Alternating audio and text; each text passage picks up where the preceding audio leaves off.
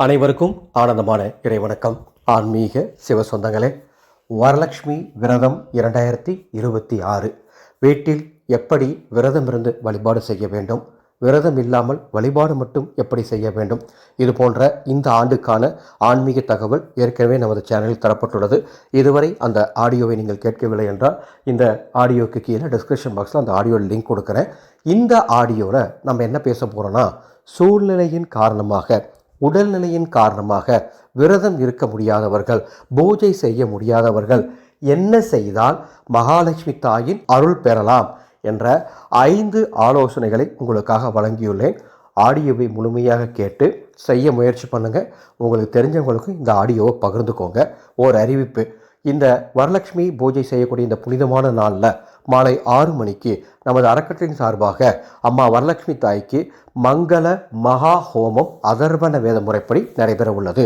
இந்த ஹோமத்தில் சங்கல்பம் செய்து கொண்டால் சகல சௌபாக்கியம் உண்டாகும், குடும்பத்தின் எதிர்காலம் சிறப்பாக இருக்கும், குழந்தைகளின் எதிர்காலம் சிறப்பாக இருக்கும். சங்கல்ப கட்டணம் மேலே டிஸ்பிளேல கொடுத்துருக்கேன். சங்கல்பம் செய்து கொள்ளும் குடும்பத்தாருடைய பெயர், ராசி, நட்சத்திரம் சொல்லி சங்கல்பம் செய்து அபிஷேக குங்குமமும் விபூதியும் பிரசாதமாக வீட்டிற்கே அனுப்பி வைக்கப்படும். பதிவு செய்ய வாட்ஸ்அப் எண்ணுக்கு தொடர்பு கொள்ளுங்கள். வரலட்சுமி தாயின் பரிபூர்ணமான அருள் கிடைத்தால்தான் நமது குடும்பத்தில் செல்வம் செல்வாக்கு அதிகரிக்கும், மங்களம் நிலைக்கும், குடும்பத்தில் காரிய தடைகள் நீங்கி குடும்பத்தில் இருக்கும் அத்துணை பேரும் மனமகிழ்ச்சியுடன் ஆனந்தமாக ஆரோக்கியமாக வாழ்வார்கள். அதற்கு முதல் ஆலோசனை: பூஜை செய்ய முடியாதவங்களுக்கு உங்கள் வீட்டில் காலை மாலை வரலட்சுமி பூஜை செய்யக்கூடிய 21/8/2026 காலை மாலை வீட்டில் விளக்கேற்றுங்கள். அவ்வாறு விளக்கேற்றும் பொழுது ஒரு விளக்கு மட்டும் மஞ்சள் தூள் மேல் வைத்து ஏற்றுங்கள். ஒரு சிறிய தட்டில் மஞ்சள் தூள் பரப்பி அதற்கு மேலே ஒரு விளக்கு வச்சு தீபம் ஏற்றுங்க. குறைந்தபட்சம் இந்த சூட்சமத்தை செய்தால் கூட போதும். நிச்சயமாக அம்மாவோட அருள் கிடைக்கும். நீங்கள் பெருசாக பூஜை பண்ணினா கூட கவலைப்படாதீங்க. இரண்டாவது சூட்சமம்: அன்று மாலை 6 மணிக்கு மேலே துளசி தீர்த்தம் வீடு முழுவதும் தெளித்து விட்டால் நிச்சயம் வரமகாலட்சுமியின் பரிபூர்ணமான அருள் கடாட்சம் முழுமையாக கிடைக்கும். மூன்றாவது சூட்சமம்: அன்று உங்கள் வீட்டில் இருக்கும் பெரியவர்கள் அல்லது உங்கள் வீட்டின் அருகில் இருக்கக்கூடிய வயது முதிர்ந்தவர்களிடம் ஆசீர்வாதம் வாங்குங்கள். குறிப்பாக வயது முதிர்ந்த தம்பதி சமயந்தராக அவங்க உங்களுக்கு ஆசீர்வாதம் பண்ணாங்கன்னா வரலட்சுமி தாயே ஆசீர்வாதம் பண்ண மாதிரி குறைந்தபட்சம் அதுக்குனாச்சும் முயற்சி பண்ணுங்க. நாலாவது, வரலட்சுமி பூஜை செய்யக்கூடிய அந்த நாளில் மனதை அமைதியாக வைத்திருங்கள். காலை மாலை மனதில் சங்கல்பம் செய்து கொள்ளுங்கள்.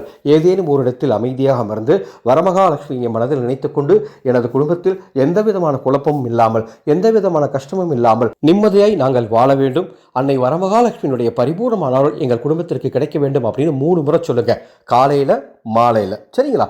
5வது சூட்சமம்: தானம் பண்ணுங்க. நான் ஒவ்வொரு ஆடியோலையும் சொல்கிறது, தானத்தை விட சிறந்தது இந்த உலகத்தில் எதுவுமே கிடையாது. அது அன்னதானமாக இருந்தாலும் சரி, கல்வி தானமாக இருந்தாலும் சரி, வேறு எந்த தானமாக இருந்தாலும் சரி, தானம் பண்ணுங்க. வரலட்சுமி பூஜை செய்யக்கூடிய நாளில் உங்களால் பூஜையும் செய்ய முடியல, விரதமும் இருக்க முடியல, மேலே சொன்ன நாளையுமே உங்களால் பின்பற்ற முடியலனா கூட இந்த 5வதாக சொல்லக்கூடிய தானத்தை மட்டுமாவது பண்ணுங்க. நிச்சயம் சொல்கிறேன், அம்மாவோட அருள் கடாட்சம் முழுமையாக கிடைக்கும். பெருசாக பூஜை பண்ணி பெருசாக பரிகாரம் பண்ணாதான் அம்பாளுடைய அருள் கிடைக்குங்கிறது இல்லை.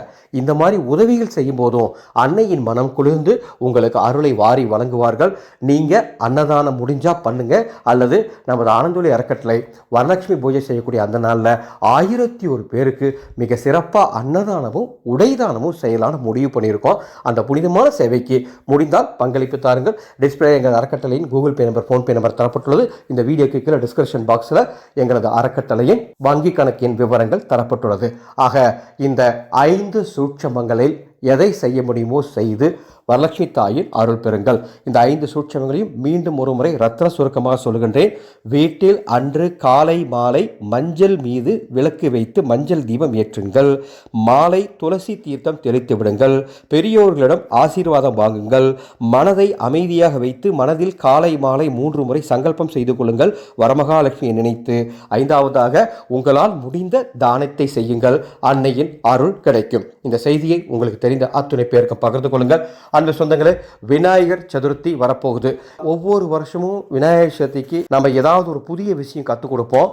அந்த வகையில் இந்த வருஷம் விநாயகர் சதுர்த்தி 14/9/2026 பிள்ளையார் பற்றியில் வீட்டிருந்து பக்தர்களுக்கு வேண்டும் வரத்தை வேண்டியபடி தரும் கற்பக விநாயகர் தெய்வ உபாசனை 11 பாடங்களாக வாட்ஸ்அப் மூலமாக ஆடியோ மெசேஜ் மூலமாக அன்று கற்றுத்தரப்போகின்றேன். மானசீக தீட்சையும் தரப்போகின்றேன். வீட்டிலிருந்தபடியே இந்த தீட்சையை பெற்றுக்கொள்ளலாம். இந்த கற்பக விநாயகர் உபாசனை வகுப்பில் கலந்து கொள்ள மேலே உள்ள வாட்ஸ்அப் எண்ணுக்கு தொடர்பு கொள்ளுங்கள். ஆனந்த மலரட்டும், ஆனந்த ஒளி பரவட்டும்.